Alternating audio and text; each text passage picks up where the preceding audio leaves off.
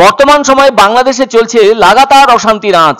সেই সুযোগকে কাজে লাগিয়ে বেআইনিভাবে কাঁটা তাদের বেড়া পেরিয়ে বাংলাদেশি নাগরিকদের ভারতে নিয়ে আসা এবং ভারত থেকে বাংলাদেশে পাঠানোর এক চক্রের সন্ধান পাওয়ায় 5 জনকে গ্রেপ্তার করেছে ধানতলা ও হাঁসখালী থানার পুলিশ। তবে নির্ধারিত খবরের সূত্রে বুধবার রাতে হাঁসখালীর শিলবেড়িয়া গ্রামে অভিযান চালায় পুলিশ। ফলে এখান থেকে 2 জনকে গ্রেপ্তার করা হয়। তাদেরকে জেরা করে ধানতলার কুলগাছি থেকে আরো 3 জনকে গ্রেপ্তার করে পুলিশ। এদিকে পুলিশ সূত্রে খবর, গত কয়েকদিনে বাংলাদেশ থেকে বেআইনিভাবে ভারতে আসা একাধিক বাংলাদেশি নাগরিককে গ্রেপ্তার করেছে ধানতলা ও হাঁসখালী থানার পুলিশ। কিভাবে তারা ভারতে এসেছিল তা জানতে তদন্ত শুরু করে পুলিশ। এর ফলে পুলিশ জানতে পারে কিভাবে তারা বাংলাদেশ থেকে ভারতে এসেছিলেন। এদেরকে ভারতে আনার পেছনে একটি পাচার চক্র সক্রিয় রয়েছে। এরাই মিডলম্যান হিসেবে কাজ করে আসছিল। পুলিশি তদন্তের মাধ্যমে পুরো বিষয়টা জানার পর 2টো জায়গা থেকে এদেরকে গ্রেপ্তার করতে সক্ষম হয়। বৃহস্পতিবার নিজেদের হেফাজত চেয়ে ওই 5 জন পাচারকারীকে রানাঘাট আদালতে পাঠিয়েছে হাঁসখালী ও ধানতলা থানার পুলিশ। আর এ ব্যাপারে এদিন ধানতলা থানায় এক সাংবাদিক সম্মেলন করে ঘটনাটি সাংবাদিকদের সামনে জানান রানাঘাট পুলিশ জেলার অতিরিক্ত পুলিশ সুপার লালটু হালদার। তিনি বলেন, বাংলাদেশের অস্থির পরিস্থিতির জন্য সেদেশ থেকে বহু মানুষ ভারতে চলে আসতে চাইছেন। কাজ পাওয়ার জন্যই ভারতে প্রবেশ করতে তৎপর হয়েছেন। সে কারণে ওই অঞ্চলটি জুড়ে দালাল চক্র অতি সক্রিয়। এর বিরুদ্ধে ব্যবস্থা নিতে তৎপর জেলা পুলিশ প্রশাসন। ইতিমধ্যেই সেই অভিযান পুলিশের পক্ষ থেকে শুরু করা হয়েছে। ভবিষ্যতে এই অভিযান আরো জোরদার করা হবে বলে জানান অতিরিক্ত পুলিশ সুপার লালটু হালদার। কিন্তু ওই পাচার চক্রের সাথে আরো যে কতজন জড়িয়ে আছে সেটা সেভাবে জানা নেই পুলিশের। কিন্তু ওই 5 জনকে জিজ্ঞাসাবাদ করে বাকিদের হদিশ মিলতে পারে বলে বিশ্বাস পুলিশের।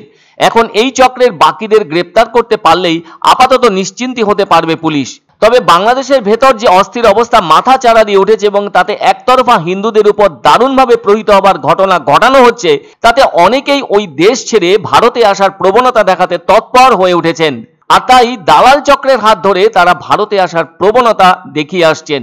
যে কারণে বিষয়টা কোনোভাবে প্রকাশ হতেই পুলিশি তৎপরতায় এই দালাল চক্রের 5 জন ধরা পড়ে যায়। ফলে ওই অঞ্চল দিয়ে আপাতত ভারতে আসার প্রবণতা কিছুদিন বন্ধ থাকবে বলে পুলিশের ধারণা। যে আমাদেরই এই ধানতলা এবং হাঁসখালীতে কিছু যারা ভারতীয় টাউট, যাদেরকে দালাল বলা হয়, দালাল চক্র এখানেই মানে ঘাঁটি গেড়ে বসে আছে।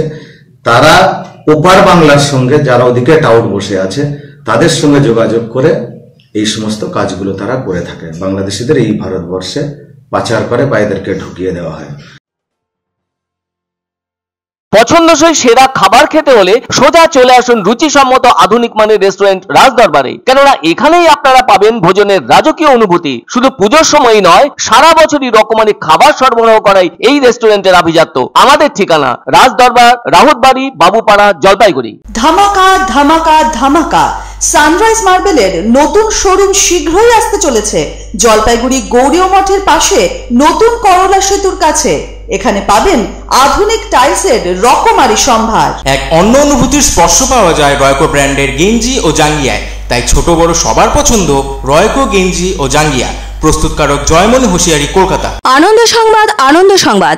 30 বছরের নির্ভরযোগ্য প্রতিষ্ঠান ইন্দ্রমণি রাইস মিল। আমাদের কয়েকটি জনপ্রিয় ব্র্যান্ড হলো তাজ, বরলি, খুশি ইত্যাদি। আমাদের factory outlet CG trading company, Dinbazar, axis ব্যাংকের পাশে, জলপাইগুড়ি। এখানে সুলভ মূল্যে গুণগত মানের সব ধরনের চাল পাওয়া যায়। Phone number 9547029475।